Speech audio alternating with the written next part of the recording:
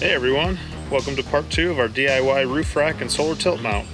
We pick up where we left off last week, changing up the orientation of the panels. If you missed that video, check it out by clicking the link in the top right corner. Thanks for watching.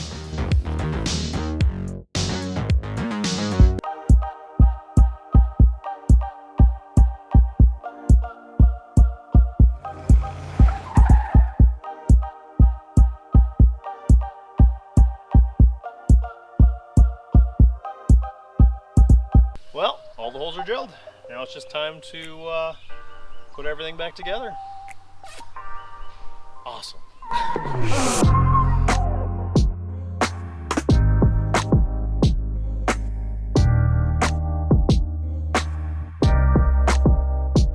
So, it works. One problem though, that seam is still bowing.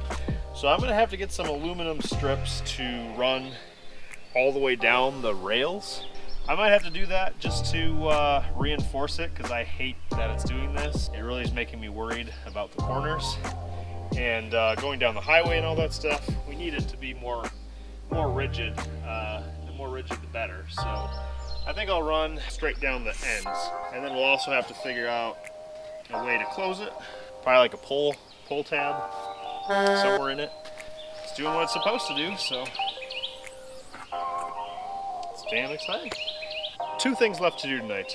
The first, I have this foam left over from when we insulated the floor. I am going to cut the squares to fit under all of these pieces where the panel comes and lays on. There won't be any of that vibration. And so once I get that out of the way, where it sits, I'm going to drill a hole in the end of the panel on both of these L brackets to be able to thread in one of those plus nuts that we used for all of our framing in the van.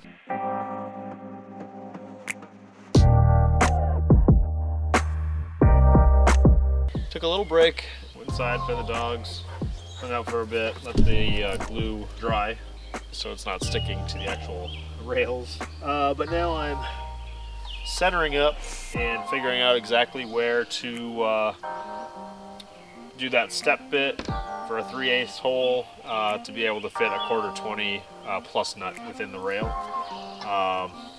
So I'm just kind of pushing this down, pulling it down a little bit to kind of keep it in a less vibrating spot, trying to make sure it's all level all around. And then I'm just scraping away a little paint where it looks like it's the middle of that hole. So there's that 1/4 cross nut inserted into that hole, and then when the panel goes down, we will have a 1/4 screw that can lock it in place. Went to Home Depot, got some angle iron, and it actually, between the lock spots, fits absolutely perfect. There's just a little bit of room, so it's going to work hopefully pretty dang amazing. I also got these thumb locks, and that's what the panel will be locked down with. So I think this angle iron will keep the panels from bowing, as we saw yesterday as they were going up. So I'm gonna go ahead and drill holes. Hopefully that will be the rigidity that we need, because this, you know, doesn't bend whatsoever. It's definitely a nice firm piece. So yeah, we'll figure out where we're gonna drill those holes. We'll have to drill them both into the panel again and into the angle aluminum, and then we'll get them mounted up. I might spray paint them too, so might see that today as well. So yeah, let's get going.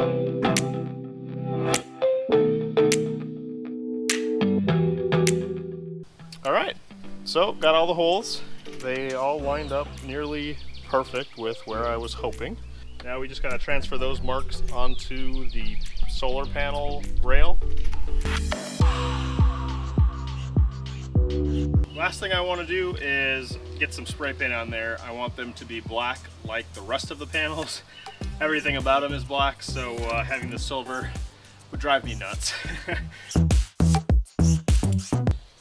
got it all painted. It's dry. It's been dry for a few hours. We went for a run and had a good evening. Got all the stainless steel hardware. So we're going to go ahead and get this installed so that we hopefully don't have that slope anymore.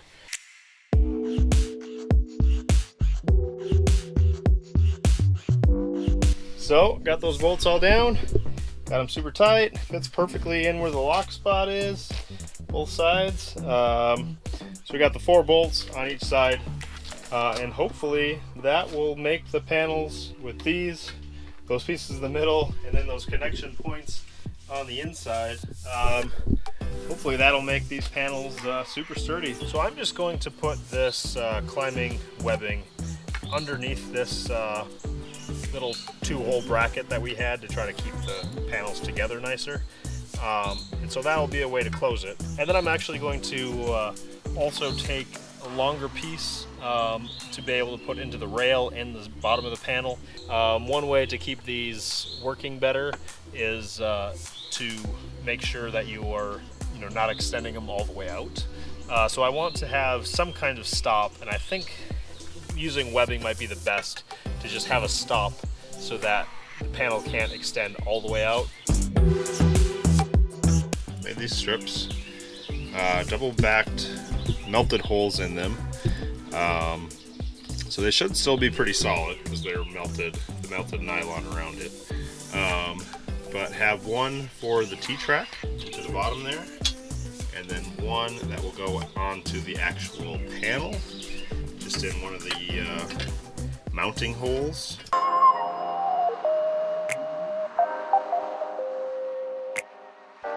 The one on the panel's done. I have one of the drop-in roll-in T-nuts. It has a little catch screw so that it won't fall out of the rail now that it's in there. I actually have to go run somewhere today. But when I get home, we'll pull the panel out, we'll get the gas struts on, and then have it fully extended out, and then this piece will get screwed into the rail, just like that. And then when the panel goes up, that'll give the stopping point on the rail. So just made it back from the trip I said I had to take. I actually got my wedding band. So as you can see that, some mountains with a lake, both sides. So that's exciting. Katie and I aren't married yet, but I definitely like the fact that I can start wearing it already. I ended up getting home and these were on the front step. As you can see, just by the quality of those shanks, this one is zinc plated and this one is stainless steel. So I feel a lot more confident in stainless steel, not rusting. This could rust into the that cross nut that we have, and that would be bad. We won't be able to get it out, and then the tilt mount won't be working. Also, that this was only 3/4 of an inch, I believe. This is 1.5 inches. So doubling that shank length gives us more purchase for if it starts backing out and spinning out. Hopefully we would catch it before it comes all the way off, and then the solar panel could fly up while we're driving. So these are the solar panel cords coming through the roof. We installed those in the electrical video. That I will need to put MC4 connectors on the end of to connect to this cord, which will then connect into our Goal Zero. So these MC4 connectors, I just bought some Renogy ones because it's the same ones that are on our solar panel, and then I have this cord to be able to connect that into our Goal Zero to be able to charge. These are the connectors. They come with these pins. They're 2 different ones for inside, which basically a male and female that connect together. The male outside takes the female inside, so then it's the opposite for that female outside piece takes the male pin, so that the female kind of mates in with the male and vice versa on the inside. We're gonna have to go ahead and get those opposite on here.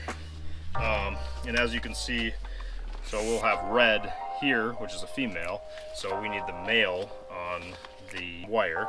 So you got to make sure to put the connector piece on first, and then go ahead and take that female inside one, pop the wire in, to the inside of that, and then there's this little piece, and you can see that will basically just pull around the wire. And I got an MC4 connector. We'll use the 4mm one in the middle. So we got that on there. This basically holds on the bottom, and you got to make sure it's aligned.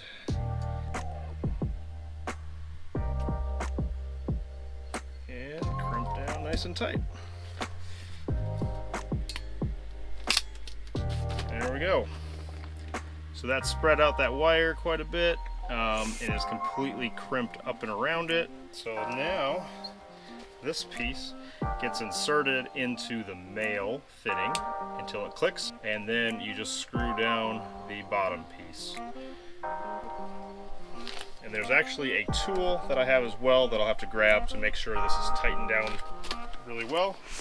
Alright, and so we'll do the same now with the black wire. So that will take a male head and the female body. So we got to make sure again that that cap goes on first. It has that little rubber gasket to stop water getting in it. Slide that down the wire. Grab our crimp tool. Put it on that little tray, same deal. And pop it in. So it opens up, and there we go. The wire crimped on there perfectly. And now, like I said before, we got that connector, and so I want you to see if you can hear how you hear that click, so that you know it's in there right. And then you got the bottom piece, which you just screw on. This is that tool I was talking about. So this slides on, you just use it like a wrench. There you go. And you hear the click. Means you're good to go. I'll do the same over here.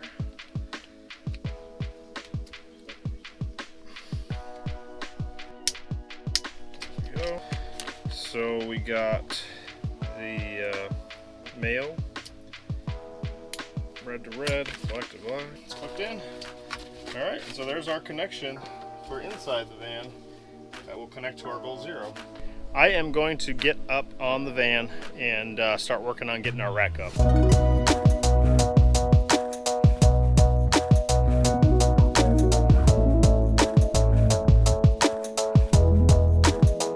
There's a big thunderstorm moving in. It's been crazy windy, and I haven't had the, I mean, you can see all the tree garbage that keeps falling all over the place. So because we changed the solar panels to the length orientation across the van, that was that extra inch, which I mentioned earlier in the video, and that means we couldn't get a rail on the very back.